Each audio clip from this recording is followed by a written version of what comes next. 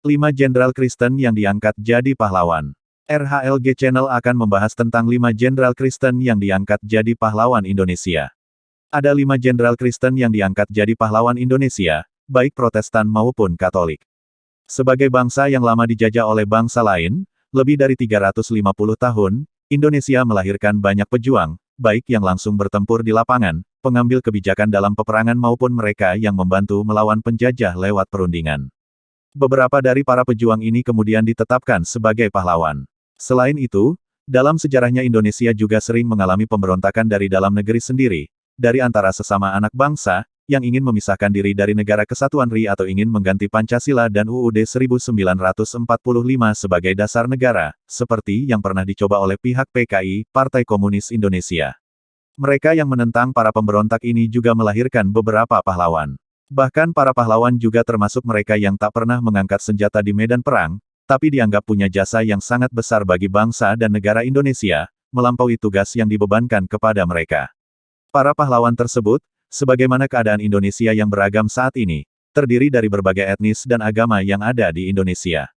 Demikian juga dengan agama Kristen, baik Kristen Protestan maupun Kristen Katolik, terdapat banyak pahlawan yang ikut berjuang melawan penjajah atau para pemberontak yang ingin merongrong Negara Kesatuan Republik Indonesia atau mengganti Pancasila sebagai dasar negara, ataupun mereka yang dinilai sangat berjasa bagi bangsa dan negara melebihi tugas yang mereka emban.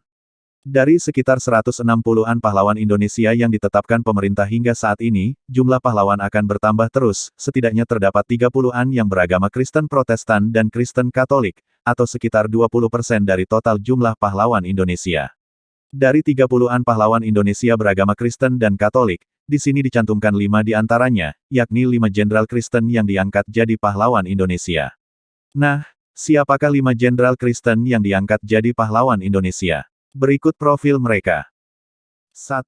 Jenderal Urip Sumoharjo. Jenderal Kristen yang diangkat jadi pahlawan Indonesia, yang pertama adalah Jenderal Urip Sumoharjo. Urip lahir di Purworejo, Jawa Tengah, pada tanggal 22 Februari tahun 1893, dari keluarga non-Kristen. Nama aslinya adalah Muhammad Sidik. Tetapi setelah dewasa, Urip menjadi seorang Kristen. Ia adalah putra pertama dari 6 bersaudara, dari pasangan Sumoharjo, seorang kepala sekolah, dan istrinya, putri dari Raden Tumenggung Wijojokusumo, Bupati Trenggalek, Jawa Timur. Pada tahun kedua sekolahnya, Sidik jatuh dari pohon kemiri dan kehilangan kesadaran. Kakeknya, Wijojokusumo menyarankan agar nama Sidik diganti dengan Urip, yang berarti, selamat. Urip kecil adalah anak nakal yang sudah memperlihatkan kemampuan memimpin sejak usia dini. Orang tuanya menginginkan dirinya untuk mengikuti jejak kakeknya sebagai bupati. Oleh sebab itu, setamat sekolah dasar, ia dikirim ke Sekolah Pendidikan Pegawai Pribumi Osvia di Magelang. Ibunya wafat saat ia menjalani tahun kedua di sekolah, dan Urip berhenti sekolah untuk mengikuti pelatihan militer di Batavia, Jakarta. Setelah lulus pada tahun 1914, ia menjadi letnan di Koninklijk Nederlands Indische Leger KNIL, tentara pemerintah kolonial Belanda. Bertugas selama hampir 25 tahun, ia ditempatkan di 3 pulau berbeda dan dipromosikan beberapa kali, dan akhirnya menjadi perwira pribumi dengan pangkat tertinggi di KNIL. Urip mengundurkan diri dari jabatannya sekitar tahun 1938 setelah berselisih dengan Bupati Purworejo, tempat ia ditempatkan. Urip dan istrinya, Rohmah, kemudian pindah ke sebuah desa di dekat Yogyakarta. Di situ mereka membangun sebuah villa dan kebun bunga yang luas. Setelah Jerman Nazi menginvasi Belanda pada bulan Mei tahun 1940, Urip dipanggil kembali untuk bertugas. Ketika Kekaisaran Jepang menduduki Hindia Belanda 2 tahun kemudian, Urip ditangkap dan ditahan di kamp tawanan perang selama 3,5 bulan. Ia melalui sisa masa pendudukan Jepang di vilanya. Pada tanggal 14 Oktober tahun 1945, beberapa bulan setelah Indonesia memproklamirkan kemerdekaannya, Urip ditetapkan sebagai kepala staf dan pemimpin sementara angkatan perang yang baru dibentuk. Urip berupaya untuk menyatukan kekuatan kelompok-kelompok militer yang terpecah-pecah di Indonesia. Ketika Jenderal Sudirman terpilih sebagai Panglima Angkatan Perang, Urip tetap menjabat sebagai kepala staf, dan mereka berdua sama-sama mengawasi pembangunan angkatan perang pada masa Revolusi Nasional Indonesia. Karena muak dengan sikap pemerintah yang menurutnya kurang percaya pada militer, Urip mengajukan pengunduran dirinya, namun tetap bertugas sebagai penasihat Menteri Pertahanan sekaligus Wakil Presiden, Muhammad Hatta. Pada tanggal 17 November tahun 1948, Urip ambruk dan wafat di kamarnya di Yogyakarta akibat serangan jantung. Ia dikebumikan keesokan harinya di Taman Makam Pahlawan Semaki, Yogyakarta dan secara anumerta dipromosikan sebagai jenderal. Urip menerima sejumlah tanda kehormatan dari pemerintah secara anumerta setelah meninggal termasuk Bintang Sakti, 1959, Bintang Mahaputra, 1960, Bintang Republik Indonesia Adipurna, 1967, dan Bintang Kartika Eka Paci Utama, 1968. Pada tanggal 10 Desember tahun 1964, Urip ditetapkan sebagai pahlawan nasional Indonesia melalui keputusan Presiden No. 314 tahun 1964. Pada tanggal 22 Februari tahun 1964, Akademi Militer Indonesia di Magelang mendedikasikan sebuah tugu untuk dirinya, dan menggambarkan Urip sebagai seorang putra Indonesia yang mengagungkan karya daripada kata, yang mengutamakan dharma daripada minta. Gereja Katolik di akademi tersebut juga mempersembahkan sebuah dedikasi untuk Urip sejak tahun 1965, yang berawal dari perbincangan antara Rohmah dan teman misionarisnya. Beberapa jalan juga dinamakan untuk menghormati Urip, termasuk di kampung halamannya, Purworejo, di Yogyakarta, dan di ibu kota Jakarta. 2. Letnan Jenderal TB Simatupang, Jenderal Kristen yang diangkat jadi pahlawan Indonesia. Yang kedua adalah Letnan Jenderal Tahi Bonar Simatupang atau yang lebih dikenal dengan nama TB Simatupang. TB Simatupang lahir di Sidikalang, Sumatera Utara, pada tanggal 28 Januari tahun 1920 sebagai anak kedua dari 8 bersaudara. Ayahnya bekerja sebagai pegawai kantor pos dan telegraf PTT, Pos, Telepon and Telegraf, yang sering berpindah tempat tugas, mulai dari Sidikalang, Siborong-Borong, kemudian ke Pematang Siantar. TB Simatupang menempuh pendidikannya di HIS Pematang Siantar dan lulus pada 1934. Ia melanjutkan sekolahnya di Mulo Dr. Nomensen di Tarutung pada tahun 1937, lalu ke AMS di Salemba, Batavia, Jakarta, dan selesai pada 1940. Saat bersekolah di Batavia, Simatupang terbilang siswa yang pintar, termasuk fasih berbahasa Belanda. Pada bulan Mei tahun 1940, negeri Belanda diinvasi oleh pasukan Nazi Jerman, Angkatan Darat Kerajaan Belanda KL, Koninklijk Leger, dibubarkan dan senjatanya dilucuti. Demikian pula Akademi Militer Kerajaan KMA, Koninklijk Militair Academy, di Breda dan diungsikan ke Bandung, Hindia Belanda. Simatupang yang baru menyelesaikan pendidikan menengahnya di AMS Batavia, memutuskan mengikuti ujian masuk KMA. Ia lulus KMA pada tahun 1942 dengan mendapatkan gelar Taruna Mahkota dengan mahkota perak karena dinilai berprestasi khususnya di bidang teori. Namun belum sempat ditugaskan di KNIL, Koninklijk Nederlands Indische Leger, pasukan Jepang keburu merebut kekuasaan di Hindia Belanda dan KNIL pun dibubarkan dan senjatanya dilucuti. Simatupang dan beberapa temannya sesama perwira direkrut Jepang dan ditempatkan di Resimen Pertama di Jakarta.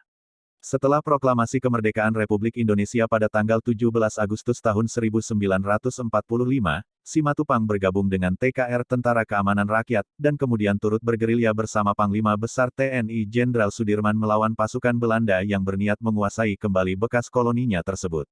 Selama Perang Kemerdekaan Indonesia tersebut, ia pun diangkat menjadi Wakil Kepala Staf Angkatan Perang, WAKSAP, RI pada tahun 1948 hingga 1949.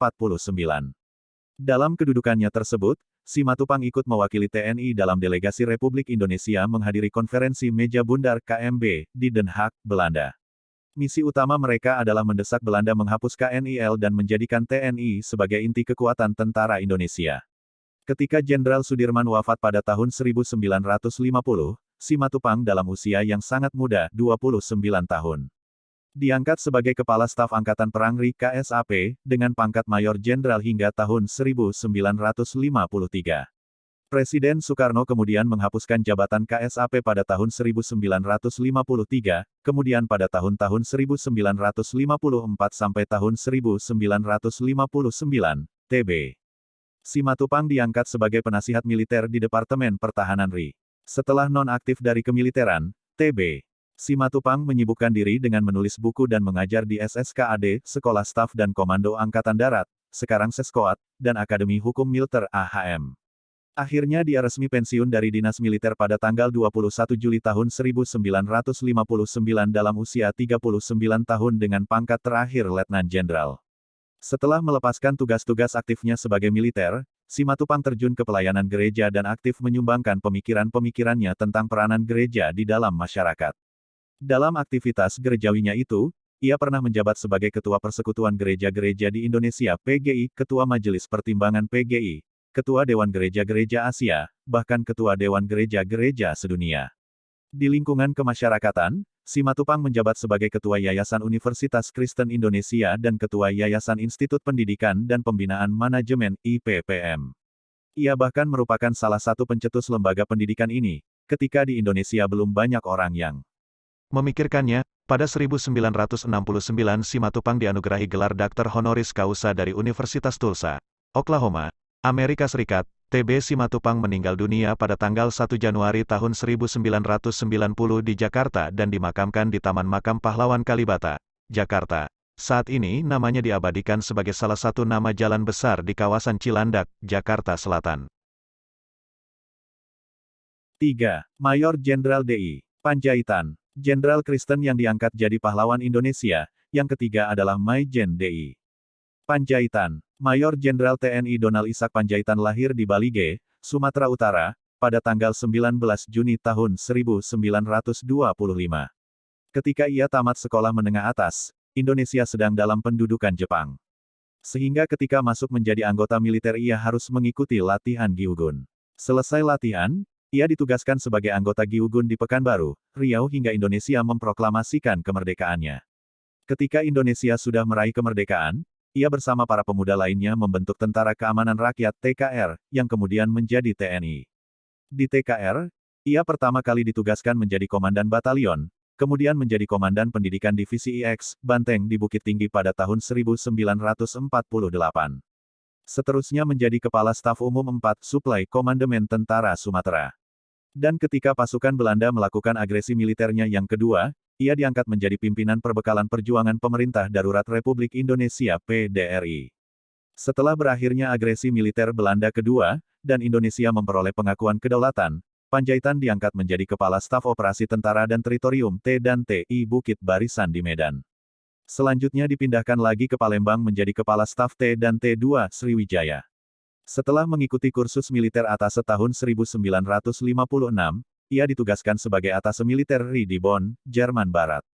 Tahun 1962, tidak lama setelah pulang dari Jerman, perwira yang pernah menimba ilmu pada Associated Command and General Staff College, Amerika Serikat ini, ditunjuk menjadi asisten 4 Menteri Panglima Angkatan Darat Men Pangat. Jabatan inilah yang diembannya saat peristiwa G30, SPKI yang merenggut nyawanya terjadi. Ketika menjabat asisten 4 Men Pangat, ia berhasil membongkar rahasia pengiriman senjata dari Republik Rakyat Tiongkok (RRT) untuk PKI Partai Komunis Indonesia. Dari situ diketahui bahwa senjata-senjata tersebut dimasukkan ke dalam peti-peti bahan bangunan yang akan dipakai dalam pembangunan Gedung Konevo. Senjata-senjata itu diperlukan PKI yang sedang giatnya mengadakan persiapan melancarkan pemberontakan. Pada jam-jam awal tanggal 1 Oktober tahun 1965, sekelompok anggota gerakan tanggal 30 September meninggalkan Lubang Buaya menuju pinggiran Jakarta.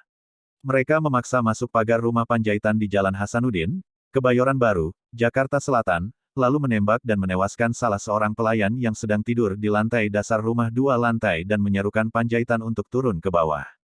2 orang pemuda, yaitu Albert Naiborhu dan Victor Naiborhu terluka berat saat mengadakan perlawanan ketika DI Panjaitan diculik. Tidak lama kemudian Albert meninggal. Setelah penyerang mengancam keluarganya, Panjaitan turun dengan seragam yang lengkap, berdoa secara Kristen sambil berdiri untuk memenuhi panggilan tugas yang sebenarnya dimanipulasi oleh PKI. Ia ditembak mati ketika sedang berdoa, dan tewas di tempat. Mayat Panjaitan dimasukkan ke dalam truk dan dibawa kembali ke markas gerakan itu di Lubang Buaya. Kemudian, tubuh dan orang-orang dari rekan-rekannya dibunuh tersembunyi di sebuah sumur tua. Mayat ditemukan pada tanggal 4 Oktober dan semua diberi pemakaman kenegaraan pada hari berikutnya. Panjaitan mendapat promosi pangkat anumerta, menjadi Mayor Jenderal dan diberi gelar Pahlawan Revolusi. Nama Panjaitan diabadikan sebagai nama jalan di berbagai kota, termasuk di Jakarta. Monumennya dibangun di kota kelahirannya, Balige. Salah satu putra DI Panjaitan, Hotmangaraja, mengikuti jejak ayahnya sebagai tentara, mencapai pangkat Jenderal Bintang 3 Letnan Jenderal. Ia terakhir bertugas di militer sebagai Pangdam Udayana di Bali dan Sekretaris Menko Polhukam RI. Setelah pensiun dari dinas militer, Hotmangaraja Ditunjuk sebagai Duta Besar RI di Perancis, yang dijalaninya hingga kini. 4. Letnan Jenderal Jamin Ginting. Jenderal Kristen yang diangkat jadi pahlawan Indonesia. Yang keempat adalah Letnan Jenderal Jamin Ginting. Letjen Jamin Ginting lahir di Desa Suka, Tiga Panah, Kabupaten Karo, Sumatera Utara, pada tanggal 12 Januari tahun 1921. Setelah menamatkan pendidikan sekolah menengah dia bergabung dengan satuan militer yang diorganisir oleh opsir-opsir Jepang. Pemerintah Jepang membangun kesatuan tentara guna menambah pasukan Jepang untuk mempertahankan kekuasaan mereka di Asia. Jamin Ginting muncul sebagai seorang komandan pada pasukan bentukan Jepang itu. Rencana Jepang untuk memanfaatkan putra-putra Karo memperkuat pasukan Jepang kandas setelah Jepang menyerah kepada sekutu pada Perang Dunia II. Jepang menelantarkan daerah kekuasaan mereka di Asia dan kembali pulang ke Jepang. Sebagai seorang komandan, Jamin Ginting bergerak cepat untuk mengkonsolidasi pasukannya. Di kemudian hari anggota pasukan Jamin Ginting ini muncul sebagai pionir-pionir pejuang Sumatera Utara dalam melawan tentara Belanda. Kapten Bangsi Sembiring, Kapten Selamat Ginting, Kapten Mumah Purba, Mayor Rim Ginting, Kapten Selamat Ketaren, dan lain sebagainya, adalah cikal bakal Kodam II, Bukit Barisan yang kita kenal sekarang ini. Dalam rangka menghadapi gerakan pemberontakan Nainggolan di Medan, Sumatera Utara, maka Panglima TTI, Letkol Jamin Ginting melancarkan operasi Bukit Barisan pada tanggal 7 April tahun 1958. Hasilnya, pasukan Nainggolan dan Sintapohan terdesak dan mundur ke daerah Tapanuli. Dengan pangkat Mayor Jenderal, Jamin Ginting menjabat sebagai Wakil Sekretaris Jenderal Front Nasional, di Kabinet Dwikora Revisi Kedua. Di penghujung masa baktinya, Jamin Ginting menjadi Duta Besar Indonesia untuk Kanada. Di Kanada inilah ia meninggal pada tanggal 23 Oktober tahun 1974. Semasa hidupnya, Jamin Ginting menulis beberapa buku, salah satunya adalah Bukit Kadir, yang mengisahkan perjuangannya di daerah Karo sampai ke perbatasan Aceh melawan tentara Belanda. Seorang anggotanya, Kadir, gugur di sebuah perbukitan di Tanah Karo dalam suatu pertempuran yang sengit dengan pasukan Belanda. Bukit itu sekarang dikenal dengan nama Bukit Kadir.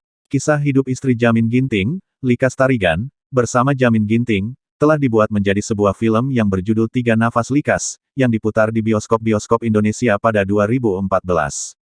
Jalan Jamin Ginting di kota Medan merupakan penghormatan bagi Jamin Ginting, yang konon merupakan jalan terpanjang di Indonesia dengan memakai nama orang pahlawan. 5. Brigadir Jenderal Slamet Riyadi. Jenderal Kristen yang diangkat jadi pahlawan Indonesia. Yang kelima adalah Brigadir Jenderal Ignatius Slamet Riyadi. Slamet Riyadi lahir di Surakarta, Jawa Tengah, pada tanggal 26 Juli tahun 1927, putra dari seorang tentara dan penjual buah. Dijual, pada pamannya dan sempat berganti nama saat masih balita untuk menyembuhkan penyakitnya, Riyadi tumbuh besar di rumah orang tuanya dan belajar di sekolah milik Belanda. Setelah Jepang menduduki Hindia Belanda Indonesia, Riyadi menempuh pendidikan di sekolah pelaut yang dikelola oleh Jepang dan bekerja untuk mereka setelah lulus. Ia meninggalkan tentara Jepang menjelang akhir Perang Dunia II dan membantu mengobarkan perlawanan selama sisa pendudukan. Setelah Indonesia merdeka pada tanggal 17 Agustus tahun 1945, Riyadi memimpin tentara Indonesia di Surakarta pada masa Perang Kemerdekaan melawan Belanda yang ingin kembali menjajah Indonesia. Dimulai dengan kampanye gerilya, pada 1947 ia berperang dengan sengit melawan Belanda di Ambarawa dan Semarang, bertanggung jawab atas Resimen 26. Pada tahun 1950, Riyadi dikirim ke Maluku untuk memerangi pemberontakan Republik Maluku Selatan (RMS). Setibanya di New Victoria, pasukan Riyadi diserang oleh pasukan RMS. Ketika Riyadi sedang menaiki sebuah tank menuju markas pemberontak pada tanggal 4 November, selongsong peluru senjata mesin menembakinya. Peluru tersebut menembus baju besi dan perutnya. Setelah dilarikan ke rumah sakit kapal, Riyadi bersikeras untuk kembali ke medan pertempuran. Para dokter lalu memberinya banyak morfin dan berupaya untuk mengobati luka tembaknya, namun upaya ini gagal. Riyadi tewas pada malam itu juga, dan pertempuran berakhir di hari yang sama. Riyadi dimakamkan di Ambon. Sejak kematiannya, Riyadi telah menerima banyak penghormatan. Sebuah jalan utama di Surakarta dinamakan menurut namanya, juga dengan fregat TNI Al-Kris Slamet Riyadi. Begitu juga dengan sebuah universitas di Surakarta, Universitas Slamet Riyadi. Selain itu, Riyadi juga dianugerahi beberapa tanda kehormatan secara anumerta pada tahun 1961, dan ditetapkan sebagai pahlawan nasional Indonesia. Itulah 5 jenderal Kristen yang diangkat jadi pahlawan Indonesia. Jika konten RHLG Channel ini bermanfaat untuk Anda, jangan lupa untuk membagikannya kepada rekan-rekan jejaring sosial Anda. Facebook, Twitter, Instagram, grup, WhatsApp. Saya ucapkan banyak terima kasih yang sudah like, subscribe,